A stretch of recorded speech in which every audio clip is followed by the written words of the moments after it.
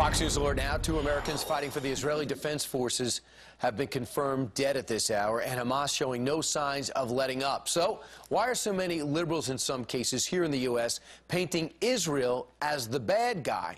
Lieutenant Colonel Alan West, a Fox News contributor, was wondering the same thing. He says they've got it all wrong. First, listen to Bill Clinton. Over the long run, it's not good for Israel to keep isolating itself from world opinion because of the absence of a viable peace process. So, Bill Clinton, does he speak for a lot of people out and about in this world, Colonel?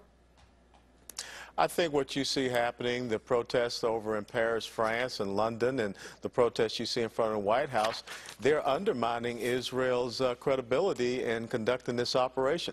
Prime Minister Netanyahu said it very succinctly when he said that Israel is using its missiles to protect its people, but Hamas is using its people to protect its missiles. Hamas is a non-state, non-uniform, belligerent terrorist organization. Why should anyone want to side with an Islamic terrorist organization against a sovereign nation state? And what we have to understand is that when the Israelis dragged their citizens out of Gaza and turned it over to the quote-unquote Palestinians, they sought peace. And what they have gotten in return is incessant rocket fire. They have these tunnels that we believe up to 36 tunnels have been identified.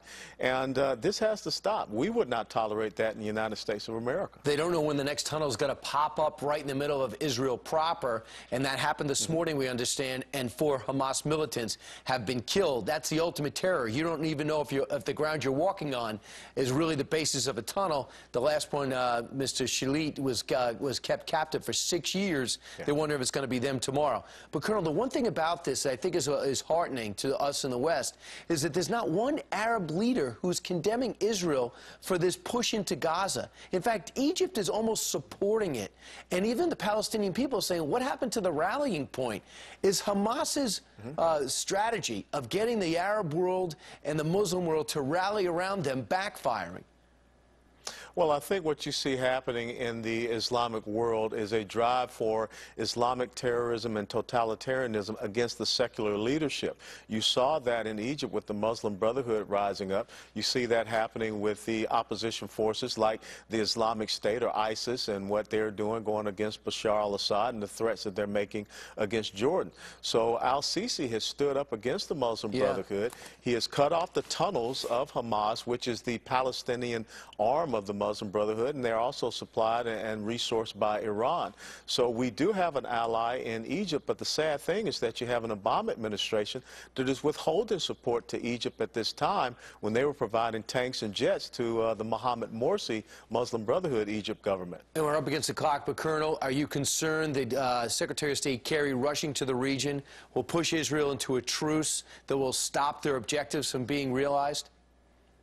Absolutely, and the thing is this: how can you have a ceasefire and a truce with a terrorist organization whose charter, whose whole reason for existence is to exterminate the Jewish state and to kill every man, woman, and child of Jewish descent and in Israel? So why would we want to have a ceasefire negotiation with them? Because it just means that you'll come back 6 months, a year from now, and have to do this all over again. We need to crush Hamas. We need to support Israel in doing that. Lieutenant Colonel Alan West, thanks so much.